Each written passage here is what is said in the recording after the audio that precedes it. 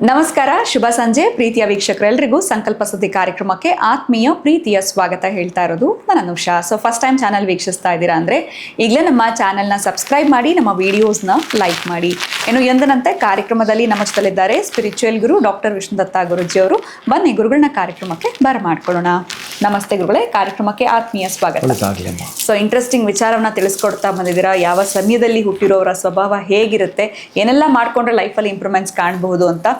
ಈ ಬೆಳಗ್ಗೆ 8 ಗಂಟೆಯಿಂದ 10 ಗಂಟೆವರೆಗೂ ಹುಟ್ಟಿರುವಂಥವ್ರ ಸ್ವಭಾವ ಯಾವ ರೀತಿ ಇರುತ್ತೆ, ಏನೆಲ್ಲ ಬದಲಾವಣೆಗಳು ಮಾಡಿಕೊಂಡ್ರೆ ಇವ್ರಿಗೆ ಜೀವನದಲ್ಲಿ ಒಳಿತನ್ನ ಕಾಣ್ಬೋದು ಗುರುಗಳು? ಓಂ ವಿಶ್ವಸ್ಮೈ ನಮಃ. ಪ್ರೀತಿಯ ಬಂಧುಗಳೇ,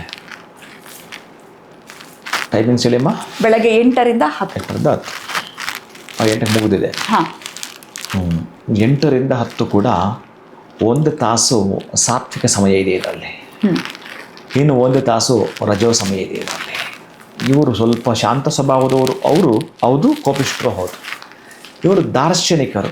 ಆಮೇಲೆ ಸ್ನೇಹವನ್ನು ಬಹಳ ಇಷ್ಟಪಡುವವರು. ಒಂದೊಂದು ಸಲ ಸ್ನೇಹಿತರ ಇವರಿಗೆ ದೊಡ್ಡ ತಲೆನೋವು ಕೂಡ ಆಗ್ತಾರೆ.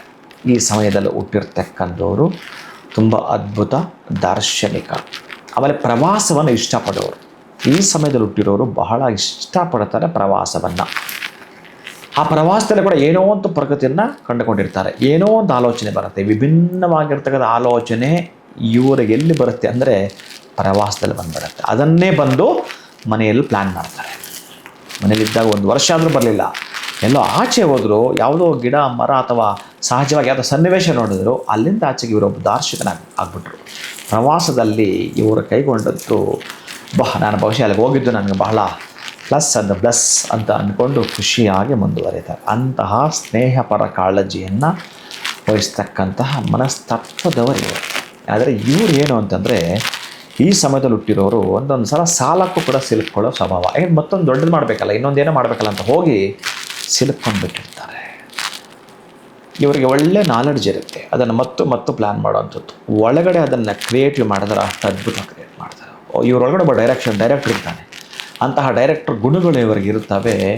ದೊಡ್ಡ ಚಿತ್ರವನ್ನು ಅವರ ಕಲ್ಪನಾತೀತದ ಲಹರಿಯಲ್ಲಿ ಅಡಗಿಸಿಟ್ಕೊಂಡಿರ್ತಾರೆ. ಅದನ್ನು ಯಾವತ್ತೂ ಆಚೆಗೆ ತರ್ತಾರೋ ಅಂದರೆ ಒಳಗಡೆ ಅಷ್ಟು ಚೆನ್ನಾಗಿ ಬರವಣಿಗೆ ಗಳಿಸ್ತಾರಲ್ಲ, ಅತ್ಯಂತ ದಾರ್ಶನಿಕ ಸ್ವಭಾವಗಳು. ಇವರೇನು ಅಂತಂದರೆ, ಜೀವನದಲ್ಲಿ ಇವರಿಗೆ ಸಾಲ ಆಗಬಾರ್ದು ಅಂದರೆ ಇವರು ಬಹುಶಃ ಮಾಡ್ತಾರೆಲ್ಲ ಗೊತ್ತಿಲ್ಲ, ಆದರೂ ನಾನು ಹೇಳಿಬಿಡ್ತೇನೆ. ನೀವೇ ಕೇಳಿಕೊಂಡು ಹಣ ಕೊಡಬೇಕಂತೆ. ದುಡ್ಡೇನ ಬೇಕನ್ನಯ್ಯ ಅಂತ ಯಾರು ಗುರುಗಳೇ ಅಲ್ಲ, ಸಾಮಾನ್ಯ ಕೇಳಿದ್ರೇ ಕೊಡಲ್ಲ. ಹೌದು, ಇವ್ರು ಕೇಳಿ ಕೊಡಬೇಕು. ಬಹುಶಃ ಇವ್ರ ಜೀವಮಾನದಲ್ಲಿ ಸಾಲ ಇರಲ್ಲ. ಇಟ್ಕೊಳ್ಳಯ್ಯ ಅಂತೇಳಿ. ಈಗ ಯಾರೋ ಒಬ್ಬರು ಬಾಳೆಹಣ್ಣು ಮರ ಅಂದ್ಕೊಳ್ಳೋಣ, ಯಾರೋ ತರಕಾರಿ ಮರ ಅಂದ್ಕೊಳ್ಳೋಣ. ಅವ್ರು ಯಾಕೆ ಕೊಟ್ರಿ ಅಂತ ಕೇಳ್ತಾರಲ್ಲ, ಅವ್ರನ್ನ ಕೇಳಬಾರ್ದು. ಆಮೇಲೆ ಬಾಳೆಹಣ್ಣು ಮಾರೋನು ಅಂದ್ಬಿಟ್ಟು ಸ್ವಲ್ಪ ಹಣ 100 ರೂಪಾಯಿ ಕೊಟ್ಟು ಒಂದು ಬಾಳೆಹಣ್ಣು ತಗೊಳ್ಳೋದು ಅದು ಮಾಡಬಾರ್ದು. ಅವರ ಕಡೆಯಿಂದ ಒಂದೇ ಒಂದು ಎಕ್ಸ್ಪೆಕ್ಟೇಷನ್ ಇಟ್ಕೋಬಾರ್ದು. ಹೆಂಗೆ ಕೊಡ್ತಾರೆ ಇವರು? ಒಟ್ಟಾರೆ ಹಣವನ್ನೇ ಕೊಡಬೇಕು, ವಸ್ತು ರೂಪದಲ್ಲ. ಒಂದು ರೀತಿ ಟಾಸ್ಕ್ ಇದು. ಈ 2 ತಾಸಲ್ಲಿ ಇಟ್ಟಿರ್ತಕ್ಕಂಥವರಿಗೆ ಒಂದು ಟಾಸ್ಕ್ ಅಂದರೆ ಬಹುಶಃ ನೀವೇ ಹಣವನ್ನು ಕೇಳಿಕೊಡ್ಬೇಕು. ಇದನ್ನು ಎಲ್ಲಿ ವರ್ಕೌಟ್ ಆಗುತ್ತೆ ಅಂತಂದರೆ, ಯಾರಾದರೂ ಪ್ರವಾಸ ಹೋಗ್ತಾ ಇರ್ತಾರಲ್ಲ, ಈ ಟೂರ್ ಹೋಗ್ತಾರಲ್ಲ ಮಕ್ಕಳಿಗೆ, ಅವ್ರು ಕೇಳಬೇಕು ಅಂತಿರ್ತಾರೆ. ಕೇಳಕ್ಕೆ ಮುಜುಗರ ಇರುತ್ತೆ. ಹಣ ನಾನು ಬೇಕಾಗಿತ್ತೇನಯ್ಯ ಅಂತ ಅವ್ರು ಬೇಕು ಬೇಡ ಅಂತ ಏನಂದ್ರೆ ಬರಲಿ ಕೊಡ್ಬಿಡ್ಬೇಕು.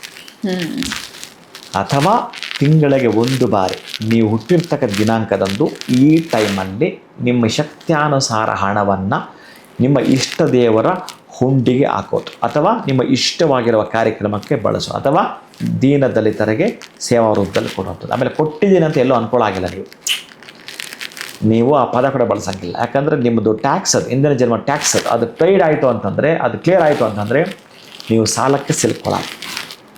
ತಿಂಗಳಿಗೆ 1 ಸಲ ಆದರೂ ಇದನ್ನು ಮಾಡಿ, ಪ್ರತಿನಿತ್ಯನ ಮಾಡಿ. ನೀವು 10 ರೂಪಾಯಿ ಕೊಟ್ಟರು 100 ರೂಪಾಯಿ ಕೊಟ್ಟರೆ ಅಭ್ಯಂತರ ಇಲ್ಲ. ನಿಮ್ಮ ಶಕ್ತ್ಯಾನುಸಾರ ಕೊಡ್ತಾ ಬರ್ತೀನಿ ಅಂತಂದರೆ ಇದೇ ಟೈಮಲ್ಲೇ ಕೊಡುವಂಥದ್ದನ್ನು ಪ್ಲ್ಯಾನ್ ಮಾಡ್ಕೊಳ್ತೀನಿ ಅಂತಂದರೆ ನಿಮಗೆ ಬಡತನ ಬರಲಾರದು, ಸಾಲಗಾರರು ನೀವು ಆಗೋದಿಲ್ಲ. ಪ್ರೀತಿಗೆ ಬಂದು ಬಹುಶಃ ನೋಡೋರು ನಾನು ಈ ಸಮಯದಲ್ಲಿ ಹುಟ್ಟಿಲ್ಲಪ್ಪ, ನಾನು ಯಾರಿಗೂ ಕೇಳಿ ದುಡ್ಡು ಕೊಡೋಷ್ಟಿಲ್ಲ ಅಂತ ಆಲೋಚನೆ ಮಾಡ್ತಿರ್ತಾರೆ. ಆದರೆ ಒಂದು ಅಡ್ವಾಂಟೇಜ್ ಇದೆ ಅಲ್ಲಿ, ಅವ್ರು ಯಾವತ್ತೂ ಸಾಲಗಾರ ಆಗೋದೇ ಇಲ್ಲ, ಬಡತನ ಅನ್ನೋಂಥದ್ದು ಬರೋದೇ ಇಲ್ಲ ಅಂತ ಹೇಳಿದ್ರಿ. ಇನ್ನು 2 ರೀತಿ ಇದೆ ಇದರಲ್ಲಿ, ಕೋಪ ಸ್ವಭಾವನೂ ಇರುತ್ತೆ, ಶಾಂತ ಸ್ವಭಾವನೂ ಇರ್ತಾರೆ, ವೆರಿ ಫ್ರೆಂಡ್ಲಿ ಇರ್ತಾರೆ ಅವರು ಅನ್ನೋದ್ರ ಬಗ್ಗೆ ತಿಳಿಸಿದ್ರಿ. ಟ್ರಾವೆಲಿಂಗ್ ಇಷ್ಟಪಡ್ತಾರೆ ಅಂತ ಹೇಳಿದ್ರಿ. ಇನ್ನಷ್ಟು ಸಕ್ಸಸ್ ಕಾಣಬೇಕು ಅಂದರೆ ಏನು ಮಾಡಬೇಕು ಅಂತ ಕೂಡ ತಿಳಿಸ್ಕೊಟ್ಟಿದ್ದೀರಾ. ಧನ್ಯವಾದಗಳು ಗುರುಗಳೇ, ನಮಸ್ಕಾರ. ಹರೇಶ್ ನಿವಾಸ.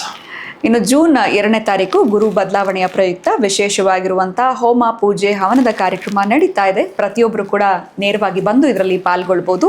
ಹೆಚ್ಚಿನ ಮಾಹಿತಿ ಪಡೆದುಕೊಳ್ಬೇಕು ಅಂದರೆ ಸ್ಕ್ರೀನ್ ಮೇಲೆ ಫೋನ್ ನಂಬರ್ಸ್ ಬರ್ತಾ ಇದೆ. ಕಲ್ಯಾಣೋತ್ಸವದಲ್ಲಿ ದಂಪತಿಗಳು ಕೂಡ ಭಾಗವಹಿಸಬಹುದು. ನಂಬರ್ಸ್ಗೆ ಕಾಲ್ ಮಾಡಿ ಮಾಹಿತಿಯನ್ನು ಪಡ್ಕೊಳ್ಳಿ ಅಂತ ಹೇಳ್ತಾ ವಿಡಿಯೋನ ಮುಗಿಸುವಂಥ ಸಮಯ ಆಗಿದೆ. ನಮಸ್ಕಾರ.